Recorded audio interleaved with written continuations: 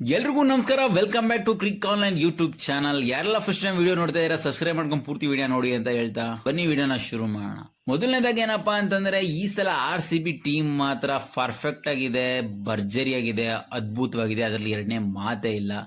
ಆದ್ರೂ ಏನಪ್ಪಾ confusions batting lineup ಅಲ್ಲಿ ಅಂತ ಹೇಳೋದಾದ್ರೆ ಕಿಂಗ್ ಕೊಹ್ಲಿ ಮತ್ತೆ ಸಾಲ್ಟ್ ಓಪನ್ ಬ್ಯಾಟ್ಸ್ಮನ್ ಆಗಿ ಇಳಿತಾರೆ, ಅದ್ರಲ್ಲಿ ಡೌಟೇ ಇಲ್ಲ. ಆದ್ರೆ ಸಾಲ್ಟ್ ಗಿಂತ ಚೆನ್ನಾಗಿ ಜೋಕಬ್ ಬತ್ತಲ್ ಫಾರ್ಮ್ ಅಲ್ಲಿ ಇರೋದು ನೀವು ನೋಡಿರ್ಬೋದು. ಲಾಸ್ಟ್ ಟೈಮ್ ಇಂಗ್ಲೆಂಡ್ ಮತ್ತೆ ಇಂಡಿಯಾ ಮ್ಯಾಚ್ ಅಲ್ಲಿ ಅದ್ಭುತವಾದ ಪರ್ಫಾರ್ಮೆನ್ಸ್ ನ ಕೊಟ್ಟಿರೋದು. ನನ್ನ ಪ್ರಕಾರ ಕೊಹ್ಲಿ ಜೊತೆ ಜೋಕಬ್ ಬತ್ತಲ್ ಓಪನರ್ ಬ್ಯಾಟ್ಸ್ಮನ್ ಆಗಿ ಬಂದ್ರೆ ತುಂಬಾ ಚೆನ್ನಾಗಿರುತ್ತೆ ಅಂತ ನನಗನ್ಸುತ್ತೆ. ನೋಡೋಣ. ನಂಬರ್ 3 ಅಲ್ಲಿ ಕಾಯ್ತಾ ಇರೋದು ದೇವದತ್ ಪಡಿಕ್ಕಲ್. ನೀವು ನೋಡಿರ್ಬೋದು ಟೆಸ್ಟ್ ಮ್ಯಾಚ್ ಕೂಡ T20 ತರ ಆಡ್ತಾ ಇದ್ರು. ಇನ್ನು T20 ಅವಕಾಶ ಕೊಟ್ರೆ ಬಿಡ್ತಾರ? ಇವ್ರ ಪೊಸಿಷನ್ ಅಲ್ಲೇ ವೆಂಕಟೇಶಯ್ಯರು ಕಾಯ್ತಾ ಇದಾರೆ. ಇವ್ರಿಬ್ರಲ್ಲಿ ಯಾರನ್ನ ಆಡಿಸ್ತಾರೆ ಅನ್ನೋದು ತುಂಬಾ ಡೌಟ್ ಇದೆ. ನೋಡೋಣ. ಇಬ್ರು ಕೂಡ ತುಂಬಾ ಚೆನ್ನಾಗಿ ಆಡ್ತಾರೆ. ಬಟ್ ನನ್ನ ಪ್ರಕಾರ ದೇವದತ್ ಪಡಿಕ್ಕಲ್ ಅವಕಾಶ ಕೊಟ್ರೆ ತುಂಬಾ ಚೆನ್ನಾಗಿರುತ್ತೆ. ನೆಕ್ಸ್ಟ್ ನಂಬರ್ 4 ಅಲ್ಲಿ ರಜತ್ ಪಟಿದಾರ್, RCB ಕ್ಯಾಪ್ಟನ್, ಅದ್ಭುತವಾಗಿ ಆಡ್ತಾರೆ ಸ್ಪಿನ್ನರ್ ವಿರುದ್ಧ. ಅವ್ರ ಸಿಕ್ಸ್ಗಳು ನೋಡಕ್ಕೆ ಒಂದ್ ಚಂದ, ಅವ್ರ ಬಗ್ಗೆ ಎರಡನೇ ಮಾತೇ ಇಲ್ಲ. ಅದು ಬಿಟ್ರೆ ನೆಕ್ಸ್ಟ್ ಜಿತೇಶ್ ಶರ್ಮಾ ನಂಬರ್ 5 ನಲ್ಲಿ ಅದ್ಭುತವಾಗಿ ಆಟ ಆಡ್ತಾರೆ ಗುರು. ಅವ್ರು ಹೇಳಿದಾರೆ ಈ ಸಲನು ಕಪ್ ಹೊಡೆಯೋದೇ ನಮ್ಮ ಉದ್ದೇಶ ಅಂತ. ಹಾಗಾಗಿ ಅದ್ರ ಬಗ್ಗೆ ಡೌಟ್ಸೇ ಇಲ್ಲ, ಅವ್ರು ಆಡೇ ಆಡ್ತಾರೆ, ಅವ್ರನ್ನ ಆಡಿಸ್ಬೇಕು ಕೂಡ. ನೆಕ್ಸ್ಟ್ ಕೃಣಾಲ್ ಪಾಂಡ್ಯ ನಂಬರ್ 6 ಅಲ್ಲಿ. ಲಾಸ್ಟ್ ಟೈಮ್ ನಂಗೆ ನಗು ಬರುತ್ತೆ ಹೇಳೋದಿಕ್ಕೆ.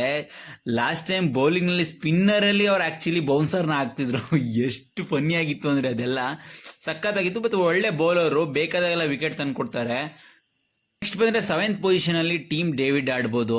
ಅವ್ರಿಗೆ ಗೊತ್ತಲ್ಲ, ದೈತ್ಯ ಮನುಷ್ಯ, 6 ಹೊಡೆದ್ರೆ ಬಾಲ್ನ ಹುಡುಕ್ಬೇಕು. ಆಕ್ಚುಲಿ ಅವರಂತೂ ಇರಲೇಬೇಕು, ಆಡ್ಲೇಬೇಕು ಅಂತ ನಾನಂತೂ ಹೇಳ್ತೀನಿ. ನೆಕ್ಸ್ಟ್ ಬಂದ್ರೆ ನಂಬರ್ 8 ಅಲ್ಲಿ ರೊಮಾರಿಯೋನ ಹೆಸರು ಕೇಳಿದ್ರೆ ಎಲ್ರಿಗೂ ಭಯ ಬರುತ್ತೆ ಅಪೋಸಿಟ್ ಟೀಮ್ಗಳಿಗೆ. ಯಾಕೆಂದ್ರೆ ಆ ರೀತಿ 6ಗಳನ್ನ ಹೊಡೆಯೋದಾತ ನಗ್ಲು ಬೌಂಡ್ರಿನ ಅಲ್ಲ, ಸ್ಟೇಡಿಯಂನೇ ದಾಟಿ ಆಚೆ ಹೋಗ್ಬೇಕು, ಆ ರೀತಿ 6ಗಳನ್ನ ಹೊಡಿತಾರೆ. ಅವ್ರು ಆಡ್ಲೇಬೇಕು.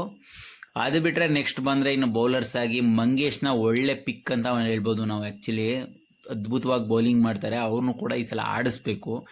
ಏಜಲ್ವುಡ್ ಇಲ್ಲದೆ ಇರೋದ್ರಿಂದ ಅವ್ರ ಜಾಗನ ತುಂಬಾ ರೆಡಿ ಆಗಿದ್ದಾರೆ ಡಫಿ ಅವರು.